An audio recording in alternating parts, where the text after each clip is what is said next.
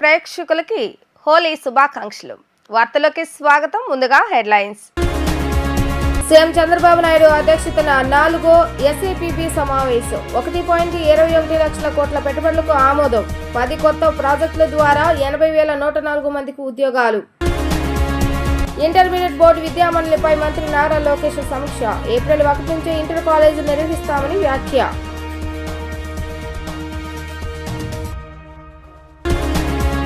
12వ ఆవిర్భావ సభకు అన్ని ఏర్పాట్లు పూర్తి.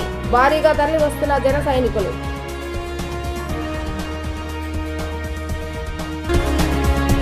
రాష్ట్రానికి పెట్టుబడుల విషయంలో ఒప్పందం చేసుకున్న పరిశ్రమలు వెంటనే గ్రాండేలా చర్యలు తీసుకోవాలని సీఎం చంద్రబాబు నాయుడు అధికారులను ఆదేశించారు.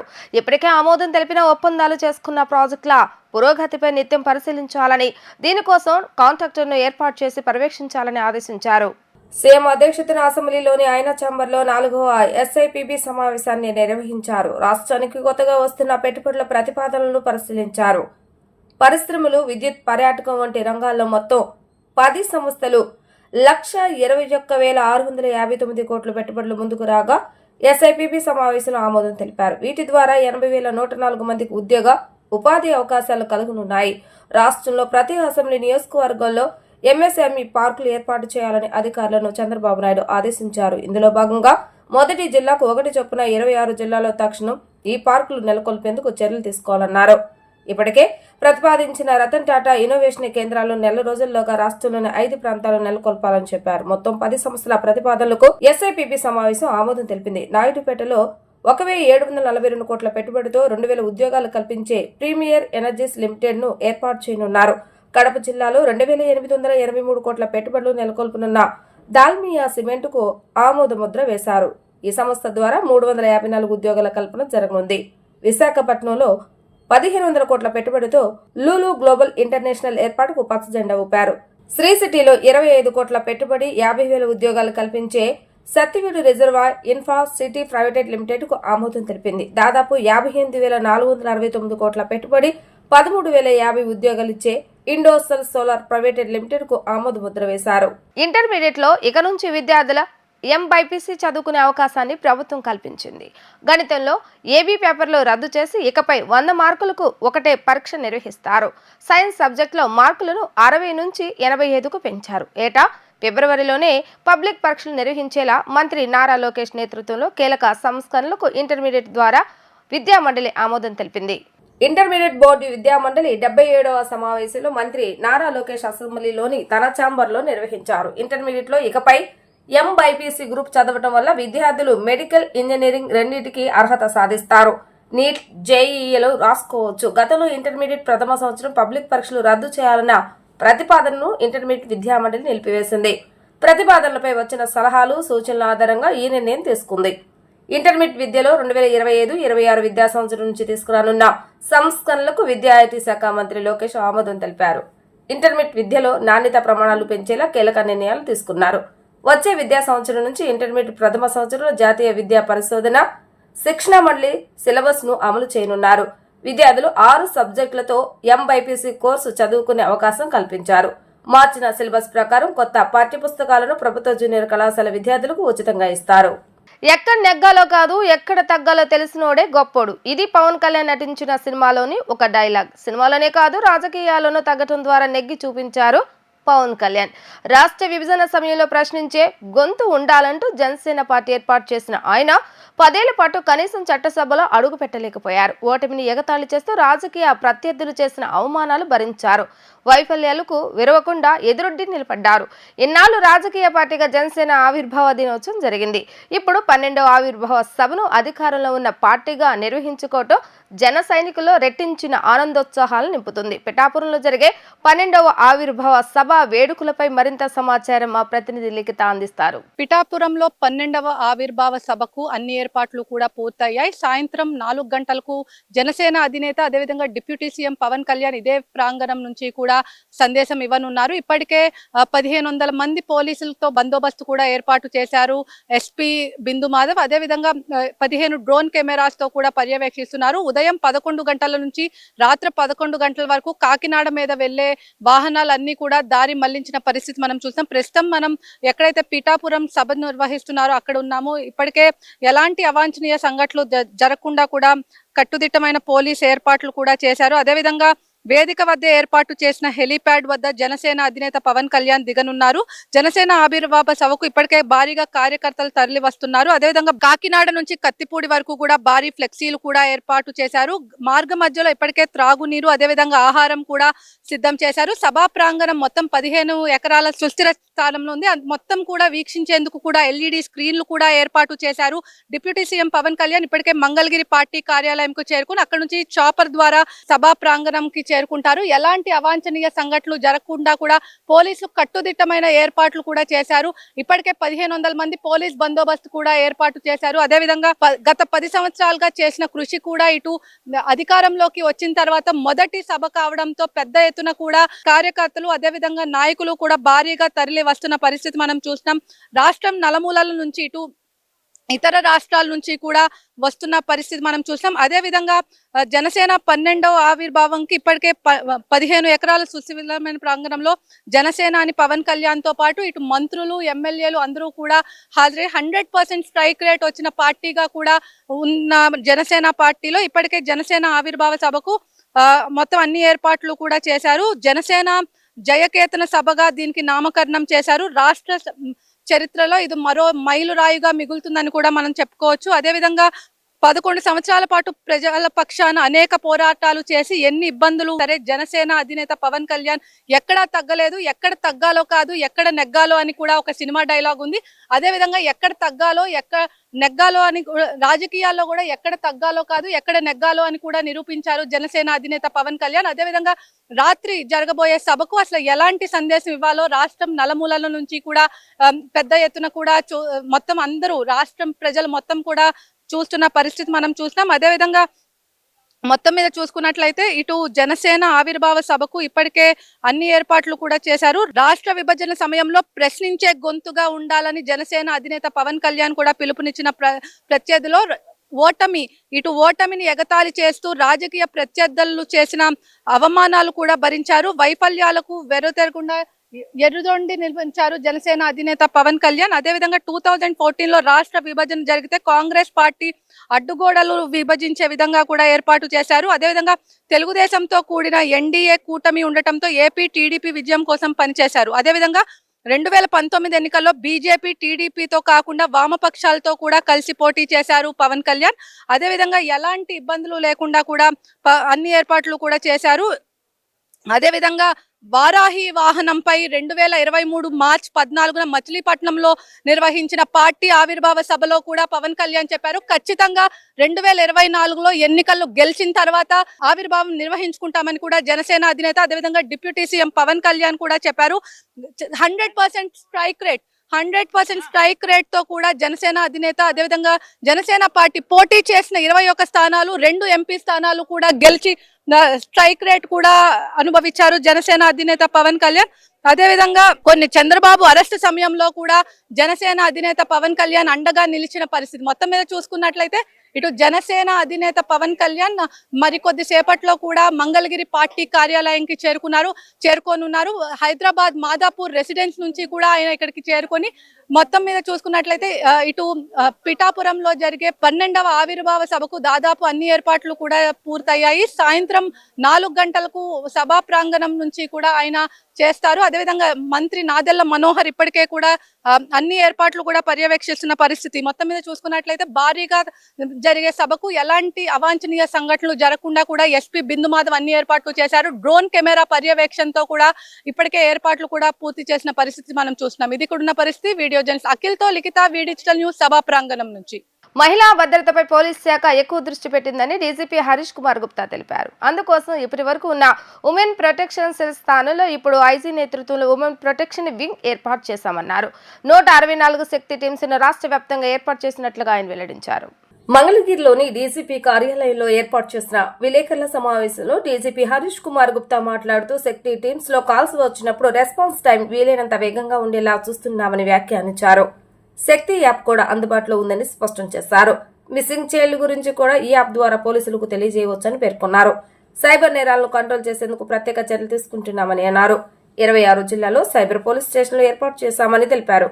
ఐజీ ఆధ్వర్యంలో ప్రత్యేక వింగ్ ఏర్పాటు చేశామని వెల్లడించారు. గంజాయి నిర్మూలించేందుకు ప్రత్యేక చర్యలు తీసుకుంటున్నామని అన్నారు. రాష్ట్ర వ్యాప్తంగా 1,00,000 సీసీ కెమెరాలను ఏర్పాటు చేసేందుకు ప్రణాళిక సిద్ధం చేస్తున్నామని, నేరాలను నియంత్రణ చేసేందుకు సాంకేతిక పరిజ్ఞానం ఉపయోగిస్తున్నామని అన్నారు. సైబర్ క్రైమ్ నేరాలు పెరుగుతున్నాయన్న డీజీపీ సైబర్ క్రైమ్స్ పర్యవేక్షణకి అధికారులతో ఒక వింగ్ ఏర్పాటు చేస్తున్నామన్నారు. టెక్నికల్ ఎక్స్పర్ట్స్ ను కూడా కాంట్రాక్ట్ పద్ధతిలో ఏర్పాటు చేస్తున్నామని అన్నారు. 11,000 ఎకరాల్లో గంజాయి సాగు నిర్వీర్యం చేశామని తెలిపారు. ఒడిశా నుంచి వస్తున్న దాన్ని అరికట్టేందుకు చర్యలు చేపట్టామని తెలిపారు. డ్రోన్, శాటిలైట్ సహాయంతో ఈ వివరాలు సేకరించామని అన్నారు. డ్రగ్స్ అమ్మేవారి ఆస్తులను సీజ్ చేస్తున్నామని అన్నారు. రాష్ట్రంలో శాంతి భద్రతల సమస్యకు కారణమైన వాళ్ళు ఎక్కడ ఉన్నా పట్టుకుంటామని ఆయన హెచ్చరించారు. ఇంతకుముందు మన దగ్గర ఒక ఉమెన్ ప్రొటెక్షన్ సెల్ ఉండేది సిఐడిలో. సో ఇప్పుడు ఏం చేసామంటే ఒక కొత్త ఆర్గనైజేషన్ క్రియేట్ చేస్తున్నాము. కొత్త ఆర్గనైజేషన్ అంటే ఉమెన్ సేఫ్టీ వింగ్. ఇది ఒక ఐజీ కింద ఉంటుంది. ఒక ఐజీ హెడ్ చేస్తారు. దానికి మళ్ళీ వాని కింద ఒక డిఐజీ లేకుంటే ఒక ఎస్పీ ఉంటారు. మళ్ళీ మీద స్టాఫ్ ఉంటారు. ఒక separate wing with separate infrastructure అది సెటప్ చేస్తున్నాము. అట్లాగే ప్రతి డిస్ట్రిక్ట్లో ఈ శక్తి పోలీస్ స్టేషన్స్ ఉన్నాయి మనకి. ఆ పోలీస్ స్టేషన్స్ కూడా ఈ వింగ్ కింద వస్తాయి. ఇది ఇక్కడ నుంచి వాళ్ళు సెంట్రల్లీ లింక్డ్ ఉంటాయి ఇక్కడ. అట్లాగే ఈ శక్తి టీమ్స్ పెడుతున్నాము మన జిల్లాలో. ఈ శక్తి టీమ్స్ అంటే ఒక ఇష్యూ వచ్చినప్పుడు ఈ శక్తి టీమ్స్ రెస్పాండర్ కింద పోతారు అక్కడికి. సో మన దగ్గర ఒక 164 శక్తి టీమ్స్ పెడుతున్నాము. దానికి ఒక స్కేల్ ఇచ్చాము. 2 టీమ్స్ పర్ డిస్ట్రిక్ట్ హెడ్ క్వార్టర్స్లో ఉంటారు. 4 టీమ్స్ కమిషనరేట్ ఏరియాస్లో ఉంటారు. ఒక టీం సబ్ డివిజన్ లెవెల్లో ఉంటుంది. ఒక టీంలో 6 members, minimum 6 members headed by 1 SI. So ఇది స్ట్రక్చర్ 164. ఉమెన్ ఇష్యూస్ వచ్చినప్పుడు, ఒక ప్రాబ్లం వచ్చినప్పుడు ఈ టీమ్స్ రెస్పాండ్ అవుతాయి ఫీల్డ్లో పోయి. అట్లాగా మనకి ఎట్లా తెలిసినది మన దగ్గర ఈ రెస్పాన్స్ టైం, మన దగ్గర కాల్స్ వచ్చినప్పుడు మన కంప్లైంట్ సిస్టమ్ కూడా కొంచెం మోడిఫై చేసాము. మీరు చూసుంటారు, ఈ శక్తి యాప్ పెట్టాము ఒకటి. ఈ శక్తి యాప్లో ఏమంటే కొత్త ఫీచర్స్ ఇచ్చాము. ఇప్పుడు ఒక మహిళ మన దగ్గర రావాలంటే కొంచెం పోలీస్ స్టేషన్లో రావాలని భయపడుతుంది ఒక్కొక్కసారి. సో దానికి ఇక్కడే మన టీంలో మీరు నా దగ్గర కంప్లైంట్ ఉంటే నేను ఒక ఫోటో తీసుకొని అప్లోడ్ చేయొచ్చు. ఒక కంప్లైంట్ ఉంటే నా ఇంట్లో రాసుకొని అప్లోడ్ చేయొచ్చు, లేకుంటే మెయిల్ ఇవ్వచ్చు, లేకుంటే ఫోన్లో కాల్ చేయొచ్చు. ప్రతి police station number, emergency number ప్రతి దాంట్లో అది యాప్లో పెడుతున్నాము. ఒక 26 సైబర్ క్రైమ్ పోలీస్ స్టేషన్ డిస్ట్రిక్ట్స్లో, ప్రతి డిస్ట్రిక్ట్ హెడ్ క్వార్టర్లో ఒక సైబర్ క్రైమ్ పోలీస్ స్టేషన్ ఉంటుంది. అది ఒకటి. ఇట్లాగా ఈ సైబర్ క్రైమ్, ఎందుకంటే మీరు అందరికీ తెలిసిన విషయమే, కంప్లైంట్స్ ప్రతి రోజుకి ఇంక్రీజ్ అవుతూ ఉంటాయి. చాలామంది మోసపోతున్నారు, లేకుంటే ఎవరికి హెరాస్మెంట్స్ కూడా అవుతున్నాయి. ఇట్లాగా ఈ వింగ్ యొక్క సెపరేట్ వింగ్ పెడుతున్నాము, headed by 1 IG or DIG. ఇది ఈ డ్రగ్స్లో, ఈ బిజినెస్లో, ఈ గాంజా బిజినెస్లో ఎవరు రాకూడదు అంటే మనం కొత్తగా ఏం చేస్తున్నాము అంటే ఈ ఫైనాన్షియల్ ఇన్వెస్టిగేషన్ స్టార్ట్ చేసాము. ఫైనాన్షియల్ ఇన్వెస్టిగేషన్ అంటే వాళ్ళ అసెట్స్, వాళ్ళ ప్రాపర్టీస్ ఇక్కడ ఉన్నాయి, అది మన కంట్రోల్ అటాచ్ చేస్తున్నాము, ఫ్రీజ్ చేస్తున్నాము. ఇప్పటికీ 12 కేసెస్లో ఇన్వెస్టిగేషన్ నడుస్తూ ఉంటే 2 ఆర్డర్స్ వచ్చినాయి. 2 కేసెస్లో ఆర్డర్స్ ఇప్పటికే వచ్చినాయి. ఒక విజయనగరంలో, ఒక అనకాపల్లిలో. ఈ 10 కేసులో కూడా దానికి ఒక 45 days ప్రాసెస్ ఉంటుంది. ఆ 45 days ప్రాసెస్ అయిపోయినాక ఈ 12 కేసెస్లో కూడా ఈ వాళ్ళ అసెట్స్ ఫ్రీజ్ అయిపోతాయి. శ్రీనివాస కళ్యాణం ఏర్పాట్లను పరిశీలించిన మంత్రుల బృందం సిఆర్జీ పరిధిలోని టీటీడీ ఎస్వి ఆలయంలో మార్చి 15వ తేదీన జరుగుతున్నటువంటి శ్రీనివాస కళ్యాణోత్సవం ఏర్పాట్లను గురువారం సాయంత్రం రాష్ట్ర మంత్రుల బృందం పరిశీలించారు. భక్తుల రద్దీకి తగ్గట్లుగా ఏర్పాట్లు చేయాలని సూచించారు. భక్తులకు ఇబ్బంది లేకుండా క్యూ లైన్లు, ట్రాఫిక్, పార్కింగ్, లైటింగ్, అలంకరణలు, అన్నప్రసాదాలు, లడ్డు ప్రసాదం, త్రాగునీరు, మజ్జిగ, పారిశుద్ధ తదితర పనులు సకాలంలో పూర్తి చేయాలని సూచించారు. కళ్యాణ వేదిక ప్రాంగణాన్ని మంత్రుల బృందం దేవాదాయ శాఖ మంత్రి ఆనం రామనారాయణ రెడ్డి, హోంమంత్రి అనిత, రెవెన్యూ మంత్రి అనగాని సత్యప్రసాద్, మున్సిపల్ అడ్మినిస్ట్రేషన్ శాఖ మంత్రి P Narayana, TTD chairman BR Naidu, TTD board సభ్యులు Jyothula Nehru, Parabaka Lakshmi, M Shantaram, MS Raju, EO J Syamalarao, DIG Sarvashreshtha Tripathi, TDP అదనపు ఈఓ శ్రీ సిహెచ్ వెంకయ్య చౌదరి, దేవాదాయ శాఖ కార్యదర్శి వినయ్ చంద్, జిల్లా collector Nagalakshmi, TTD JEO V Veerabrahmam, SP Satish Kumar తదితరులు అధికారులు పరిశీలించారు. మాజీ సీఎం వైఎస్ జగన్మోహన్ రెడ్డిని తమిళనాడు మంత్రి ఈవీ వేలు, ఎంపీ విల్సన్ కలిశారు. ఈ నెల 22వ తేదీన చెన్నైలో జరగనున్న దక్షిణ భారత అఖిలపక్ష నాయకుల సమావేశానికి వైఎస్ జగన్ను ఆహ్వానించారు. తమిళనాడు సీఎం ఎంకే స్టాలిన్ రాసిన లేఖను వైఎస్ జగన్కు డిఎంకే నేతలు అందజేస్తారు. లోక్సభ నియోజకవర్గాల పునర్విభజన అంశంపై చర్చించేందుకు పలు రాష్ట్రాల సీఎంలు, పార్టీ అధినేతలకు సీఎం స్టాలిన్ ఆహ్వానం పంపించారు. కూటమి ప్రభుత్వం అగ్రిగోల్డ్ బాధితులను విస్మరిస్తుందని Agrigold customers and agents welfare association గౌరవ అధ్యక్షుడు ముప్పాల నాగేశ్వరరావు ఆవేదన వ్యక్తం చేశారు. గత ఏడాది అక్టోబర్లో సమస్యలను పరిష్కరిస్తామని ప్రభుత్వం హామీ ఇచ్చిందని 4 నెలలు గడిచినా స్పందించలేదని అన్నారు. దాసరి భవన్లో నిర్వహించిన మీడియా సమావేశంలో మాట్లాడిన ఆయన అసెంబ్లీ సమావేశాల చివరి రోజు ఈ నెల 19వ తేదీన చెలో అసెంబ్లీ కార్యక్రమం చేపడుతున్నామని ప్రకటించారు. రాష్ట్ర వ్యాప్తంగా ఉన్న అగ్రిగోల్డ్ బాధితుల ఏజెంట్లు విజయవాడకు తరలి రావాలని ఆయన పిలుపునిచ్చారు. రాష్ట్ర ప్రభుత్వము అధికారం చేపట్టి 9వ మాసం గడుస్తున్నప్పటికీ అగ్రిగోల్డ్ సమస్యకు పరిష్కారం కనుగొనడంలో రాష్ట్ర ప్రభుత్వం తాత్సారం చేస్తుందని మా అసోసియేషన్ భావిస్తుంది.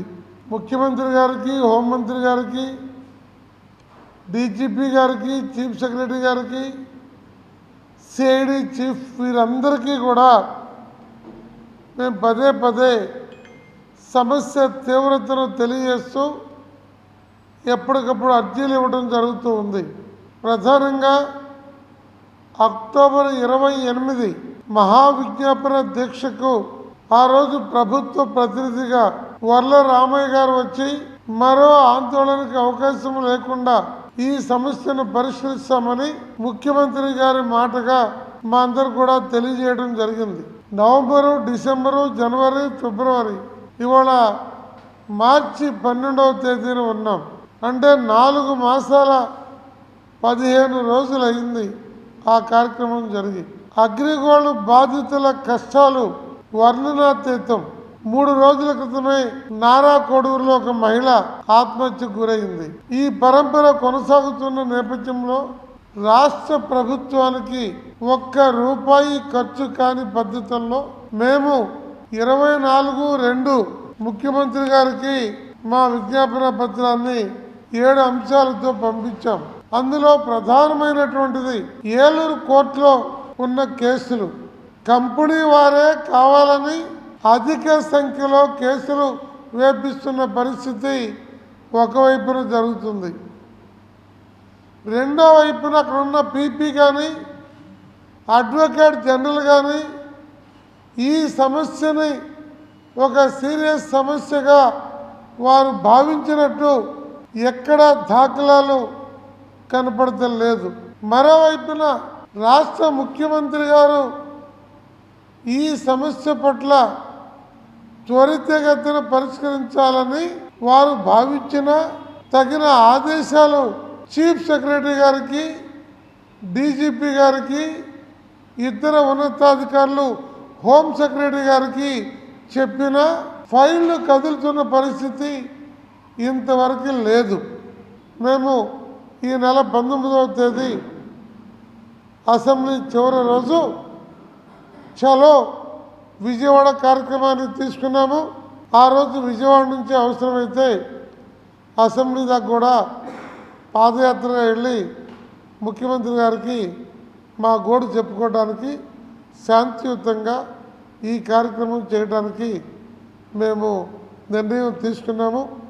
రాష్ట్రంలో ఉన్న అగ్రిగోల్డ్ కస్టమర్లు, అలాగే ఏజెంట్లుగా ఉన్నటువంటి వారు, ఇతర ఉద్యోగులుగా ఉన్నవారు, అగ్రిగోల్డ్ కంపెనీ పేరుతో నష్టపోయినటువంటి వారందరూ కూడా 19వ తారీఖు విజయవాడకు వచ్చి ముఖ్యమంత్రి గారికి, ఉప ముఖ్యమంత్రి గారికి మన గోడు వెళ్ళబోసుకోవడానికి రావాల్సిందిగా ఈ సందర్భంగా కోరుతున్నాం. గత 10 సంవత్సరాల నుండి రిపబ్లిక్ పార్టీ ఆఫ్ ఇండియాకు సేవలందిస్తున్న తనపై నెల్లూరుకు చెందిన రౌడీ షీటర్ బొరగడ్డ అనిల్ కుమార్ అనుచరుడైన షేక్ మాబు చేసిన ఆరోపణపై తీవ్ర స్థాయిలో పార్టీ జాతీయ కార్యదర్శి పేరం శివనాగేశ్వర ఆగ్రహాన్ని వ్యక్తం చేశారు.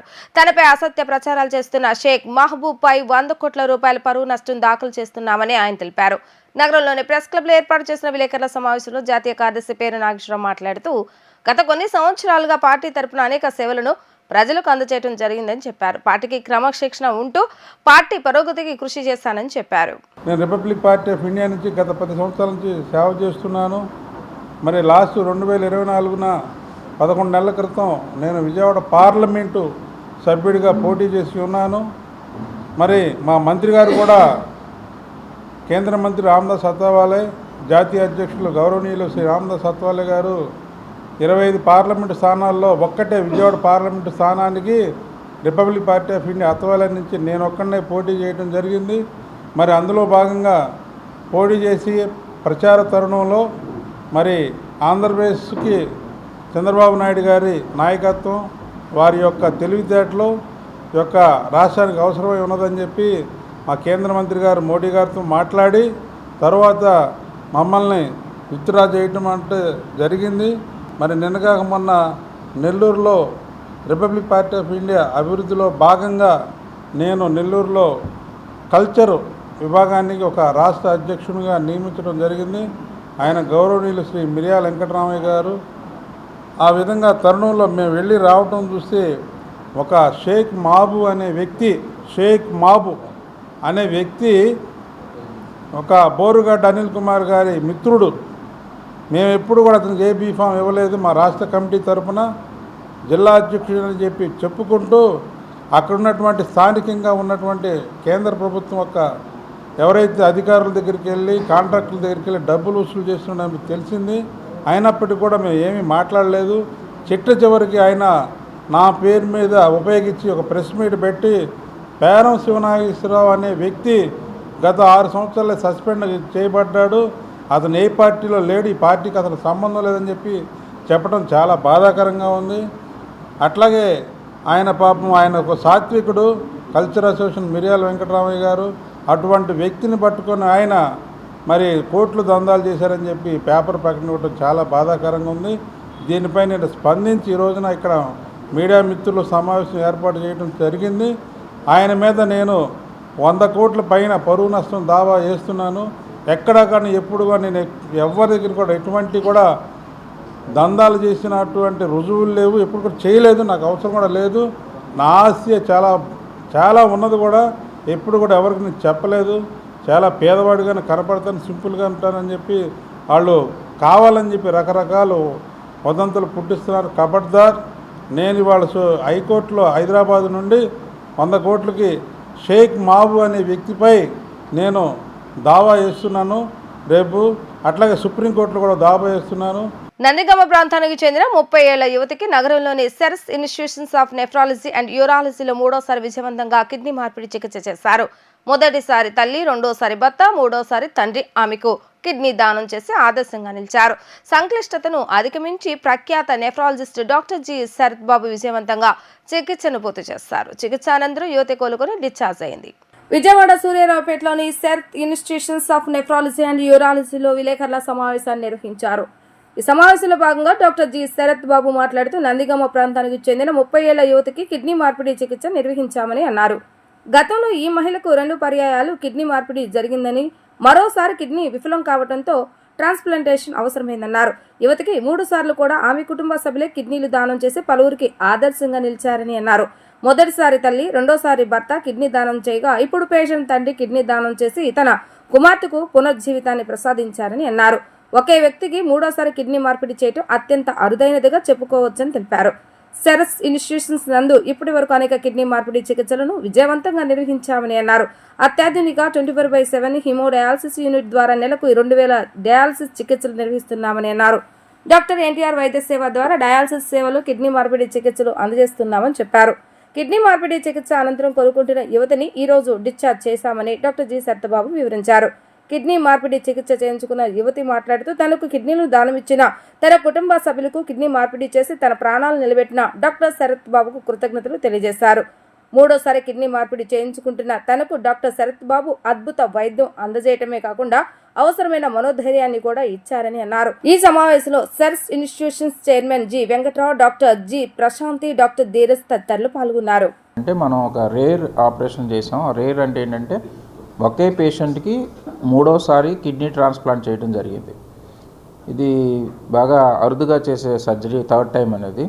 అంటే 2 times చేయడం అనేది చూస్తాం కానీ బట్ థర్డ్ టైం ఒకే పేషెంట్కి ట్రాన్స్ప్లాంట్ చేయడం జరిగింది. పేషెంట్ పేరు చైతన్య. తను 2015లో కిడ్నీ ఫెయిల్యూర్తో ఫస్ట్ అప్రోచ్ అవ్వడం జరిగింది. ఆ టైంలో డయాలసిస్కి వెళ్ళి తర్వాత తన మదర్ కిడ్నీ ఇవ్వడానికి ముందుకు వస్తే 2015లో కిడ్నీ ట్రాన్స్ప్లాంటేషన్ చేయడం జరిగింది, ఫస్ట్ ట్రాన్స్ప్లాంట్. ఆ తర్వాత తనకి ప్రెగ్నెన్సీ వచ్చి ఆ ప్రెగ్నెన్సీలో యాంటీబాడీ మీడియేటెడ్ రిజెక్షన్ వచ్చి ఆ కిడ్నీ ఫెయిల్ అవటం జరిగింది. సో 2018లో మళ్ళీ ఆ కిడ్నీ ఫెయిల్ అయ్యి డయాలసిస్కి వెళ్ళే స్టేజ్కి వచ్చినప్పుడు తన భర్త ముందుకు వచ్చి కిడ్నీ డొనేట్ చేయడం జరిగింది. సో 2018లో సెకండ్ ట్రాన్స్ప్లాంట్ చేసాం. ఆ తర్వాత ఒక 5 years తర్వాత మళ్ళీ అది కూడా కిడ్నీ వేరియస్ రీజన్స్ వలన ఫెయిల్ అవ్వటం వలన తను మళ్ళీ డయాలసిస్ స్టేజ్కి వెళ్తే తనకున్న ప్రాబ్లం చూసి వాళ్ళ ఫాదర్ థర్డ్ ట్రాన్స్ప్లాంట్ తన ఫాదర్ ముందుకు వచ్చి కిడ్నీ డొనేట్ చేయడం జరిగింది. సో ఈ థర్డ్ టైం ట్రాన్స్ప్లాంట్ చేయడం అనేది రేర్గా ఉంటుంది. మీరు ఈవెన్ గూగుల్ సెర్చ్ చేసినా కూడా ఇంద్రప్రస్థ అపోలోలో 2019లో జరిగింది, తర్వాత గంగారాం హాస్పిటల్లో జరిగింది, అలాగే అమృత హాస్పిటల్ ఫరీదాబాద్లో ఈ జనవరి 2025లో ఒక DRDO సైంటిస్ట్కి థర్డ్ ట్రాన్స్ప్లాంట్ అయింది. మ్యాన్ విత్ 5 kidneys అని బాగా మీడియాలో కూడా అది ఎక్కువ ప్రచారం చేయడం జరిగింది. ఎందుకంటే బై బర్త్ 2 kidneys ఉంటాయి, ఆ తర్వాత 3 ట్రాన్స్ప్లాంటెడ్ కిడ్నీస్, టోటల్ 5 kidneys అన్నమాట. సో దీంట్లో మనం గుర్తించాల్సింది ఏంటంటే ఒక పేషెంట్ ప్రాణం నిలపడానికి ఫ్యామిలీ ఎంతైతే సపోర్ట్ చేసింది, ఫస్ట్ మదర్ ఇచ్చింది, తర్వాత హస్బెండ్, తర్వాత ఫాదర్, ఇట్లా ఒక ఫ్యామిలీ ఆదర్శవంతంగా నిలబడి ఒక ప్రాణం నిలపటానికి ఎంత శ్రమ చేసి, అంటే కిడ్నీ ప్రాబ్లం ఉంది, ట్రాన్స్ప్లాంట్ అంటే ఎంత ఫైనాన్షియల్ బర్డెన్ ఫ్యామిలీకి మీకు అందరికి తెలిసిందే. అదంతా తట్టుకొని నిలబడి ఫ్యామిలీ అంతా తనను సపోర్ట్ చేసి ఈరోజు తనకి పునర్జన్మ ఇచ్చినట్టు అయింది. అదేవిధంగా హాస్పిటల్ సైడ్ నుంచి కూడా థర్డ్ ట్రాన్స్ప్లాంట్ అనేది టెక్నికల్లీ ఛాలెంజింగ్. ఎందుకంటే ఫస్ట్ ట్రాన్స్ప్లాంట్ చేసినప్పుడు అంటే చాలాసార్లు అనుకుంటారు ట్రాన్స్ప్లాంట్ అంటే పాత కిడ్నీలు తీసేసి అదే ప్లేస్లో కొత్త కిడ్నీ పెడతారనుకుంటారు, కానీ అది కాదు జరిగేది. ట్రాన్స్ప్లాంట్ చేసినప్పుడు కిడ్నీని యూజువల్గా రైట్ ఇలియాక్ ఫోసా రీజన్లో ప్లేస్ చేయడం జరుగుతుంది. దాన్ని ఇలియాక్ వెసల్స్కి ఎనాస్తమోస్ చేసి కిడ్నీ ట్రాన్స్ప్లాంట్ చేస్తాం. సో సెకండ్ ట్రాన్స్ప్లాంట్ అప్పుడు లెఫ్ట్ ఇలియాక్ ఫోసాలో చేస్తాం. సో థర్డ్ చేయాలి అంటే స్పేస్ ఉండదు అన్నమాట లోపల. సో లక్కీగా మనం ఏంటంటే ఓపెన్ చేసి చూసాక ఫస్ట్ ట్రాన్స్ప్లాంట్ చేసి ఆల్మోస్ట్ 10 years అయిపోయింది కాబట్టి ఆ కిడ్నీ చిన్నది అయిపోయింది, ష్రింక్ అయిపోయింది. సో కొంత స్పేస్ ఉండటం వలన ఆ ఫస్ట్ ట్రాన్స్ప్లాంట్ చేసిన కిడ్నీ పైన ఈ కొత్త కిడ్నీ అమర్చి సక్సెస్ఫుల్గా చేయడం జరిగింది. ఈరోజు పేషెంట్ కూడా సీరం క్రియాటినిన్ 0.9కి వచ్చింది, హెల్తీగా ఉంది. ఈరోజు డిశ్చార్జ్ చేస్తున్నాము.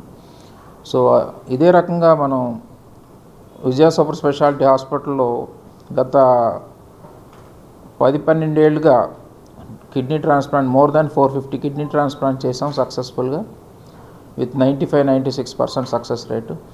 అలాగే డయాలసిస్ కూడా మనకు మోర్ దాన్ 35 డయాలసిస్ మెషిన్స్ ఉన్నాయి. More than 2000 sessions of dialysis చేస్తున్నాం. ఎన్టీఆర్ వైద్య సేవలోనే డయాలసిస్ ట్రాన్స్ప్లాంట్స్ అన్నీ కూడా చేయడం జరుగుతుంది.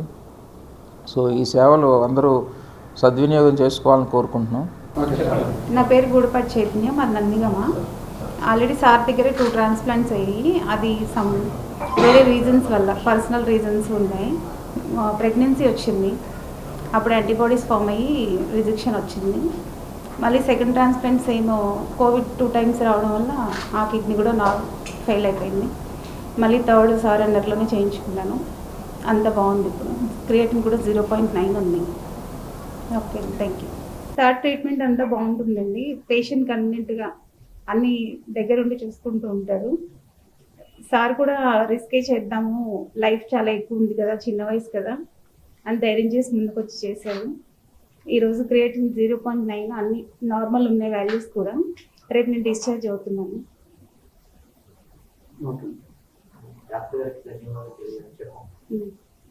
శరత్బాబు గారికి ధన్యవాదాలండి. Thank you sir. వార్తలు ముగించే ముందు హెడ్లైన్స్ మరొకసారి. సీఎం చంద్రబాబు నాయుడు అధ్యక్షతన 4వ ఎస్ఐపిబి సమావేశం. 1.21 లక్షల కోట్ల పెట్టుబడులకు ఆమోదం. 10 కొత్త ప్రాజెక్టుల ద్వారా 80,104 మందికి ఉద్యోగాలు. ఇంటర్మీడియట్ బోర్డు విద్యామండలిపై మంత్రి నారా లోకేష్ సమీక్ష. ఏప్రిల్ 1 నుంచే ఇంటర్ కాలేజీలు నిర్వహిస్తామని వ్యాఖ్య.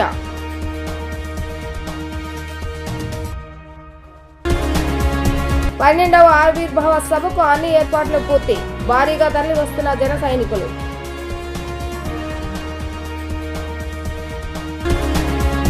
ఇవి ఈ రోజు వార్తా విశేషాలు. మరలా తిరిగి ప్రసారమే వార్తలు మళ్ళీ కలుద్దాం. అంతవరకు సెలవు. నమస్కారం.